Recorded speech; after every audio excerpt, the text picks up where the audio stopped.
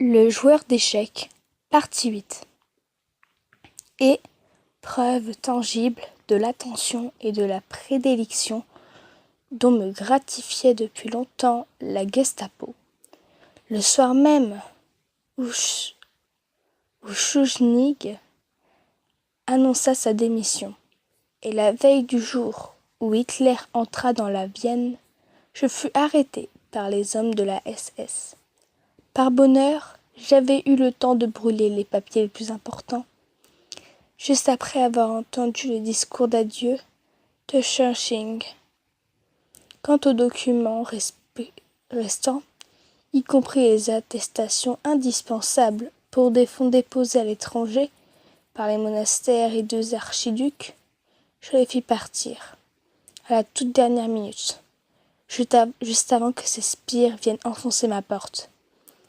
Caché dans une corbeille à linge que ma servante, une femme de toute confiance, alla porter chez mon oncle.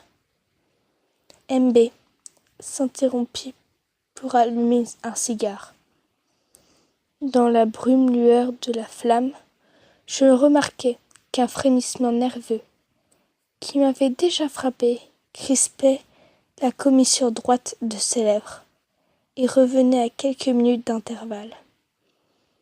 Comme je pus le constater, c'était un mouvement fugace, à peine plus fort qu'un souffle, mais qui marquait d'une étrange inquiétude tout son visage. Vous supposez sans doute que je vais vous parler maintenant du camp de concentration où furent effectivement expédiés tous ceux qui restèrent fidèles à notre vieille Autriche, et des humiliations, des tortures et du martyre que j'y ai subi. Rien de tel n'arriva. Je tombai dans une autre catégorie. Je ne fus pas envoyé à rejoindre ces malheureux, sur lesquels on se vengeait des ressentiments longuement accumulés. On leur affligeait de mauvais traitements et des humiliations. On me plaça parmi d'autres, beaucoup moins nombreux, dont les nazis espéraient tirer de l'argent ou d'importantes informations. Ma modeste personne n'avait, bien sûr, aucun intérêt aux yeux de la Gestapo. Mais ces gens avaient sans doute appris que nous avions été les hommes de paille, les administrateurs et les confidents de leurs adversaires les plus acharnés. Et ils espéraient tirer de moi des renseignements compromettants. De quoi incriminer les monastères. Ils voulaient convaincre de détournement de fonds. Et aussi la famille impériale. Et tous ceux qui, en Autriche, sans penser à eux-mêmes, se vouaient pour la monarchie. Ils supportaient, avec de bonnes raisons, qu'une partie non négligeable de ces fonds les avait transités par nos mains, étaient encore cachés quelque part, soustraites à leur avidité. C'est pourquoi ils s'assurèrent que moi, dès le premier jour, pour m'extorquer ces secrets, avec leur méthode très éprouvée. Voilà pourquoi les gens comme moi, de qui on voulait tirer de l'argent ou d'importants renseignements, n'étaient pas envoyés dans les cas de concentration, mais réservés pour un traitement de spécial.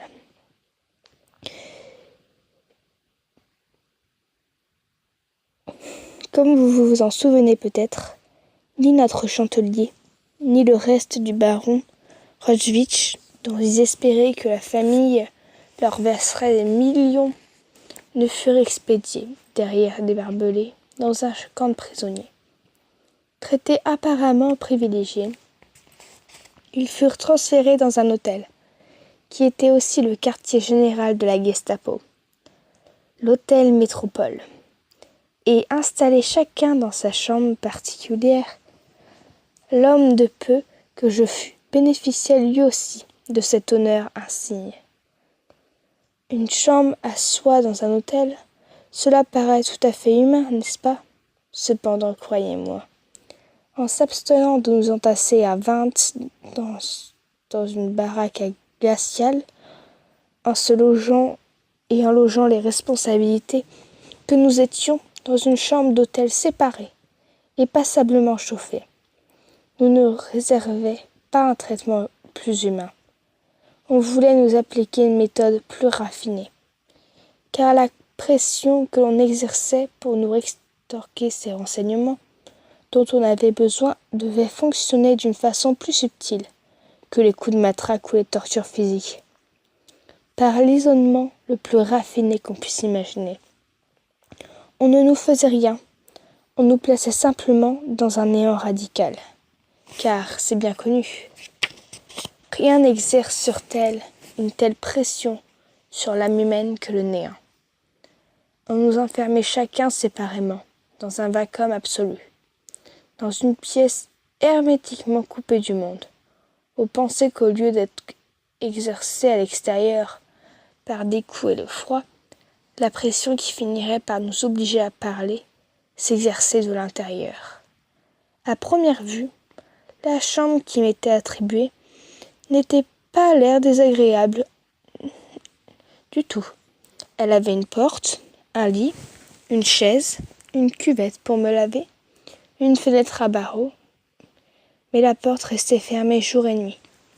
Sur la table, il était interdit de poser un livre, un journal, une feuille, de crayon ou un papier. La fenêtre donnait sur un mur coupe-feu. On avait organisé tout autour de moi, même sur mon corps un total néant. On m'avait enlevé tout objet personnel, ma montre, pour que je ne sache pas l'heure, mon crayon, pour que je ne puisse rien écrire, mon couteau, pour que je ne puisse pas m'ouvrir les veines. La moindre petite griserie, comme celle d'un cigare, m'était refusée. Hormis le gardien, à qui il était interdit de prononcer un seul mot ou de répondre à aucune question. Je ne voyais pas un seul visage humain, et jamais je n'entendais le son d'une voix. Du matin au soir, et du matin au soir, les yeux, les oreilles, tous les sens ne trouvaient rien à saisir.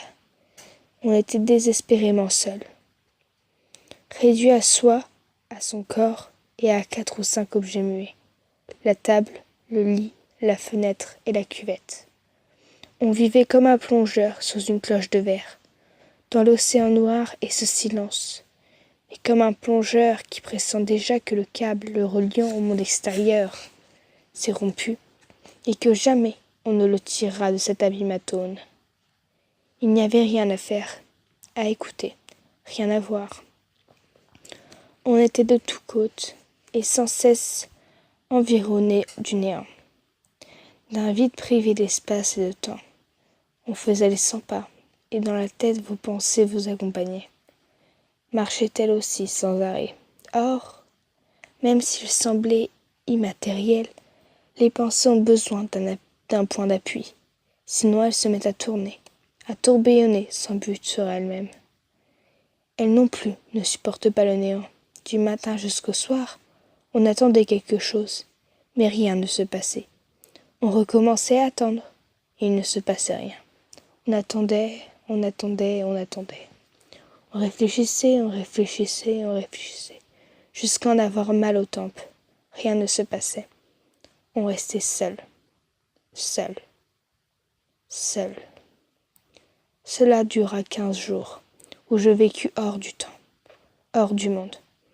Si une guerre avait éclaté, je n'en saurais rien su, car mon univers était réduit à une table, une porte, une cuvette, une fenêtre, une chaise, un mur. Et mes yeux regardaient fixement ce mur, avec son papier peint. La moindre ligne de son motif en zigzag a été gravée comme par un stylet de bronze, sans les moindres replis de mon cerveau, tant je les contemplais. Ensuite, enfin, les interrogatoires commencèrent. On était soudain convoqués, sans bien savoir si l'on était le jour ou la nuit. On était appelés. On nous faisait emprunter plusieurs couloirs sans savoir où on allait. Puis, on attendait quelque part, sans savoir où. Et soudain, on se trouvait devant une table, autour de laquelle étaient assis quelques personnes en uniforme. Sur la table, une pile de papier, des documents dont on ignorait les contenus. Alors commençaient les questions. les vraies et les fausses, les claires et les sournoises, les questions écrans et les questions pièges. Et tandis qu'on répondait, les doigts étrangers, hostiles, feuilletaient ces papiers dont on ignorait le contenu. Et ces doigts étrangers, hostiles, écrivaient quelque chose dans un procès-verbal, et on ignorait ce qu'ils écrivaient. Mais le plus terrible, pour moi, durant les interrogatoires, c'est de ne jamais réussir à deviner, ni à me rendre compte ce que les gens de la Gestapo savaient réellement sur l'activité de mon cabinet, et ce qu'ils voulaient m'extorquer. La suite à la partie 9.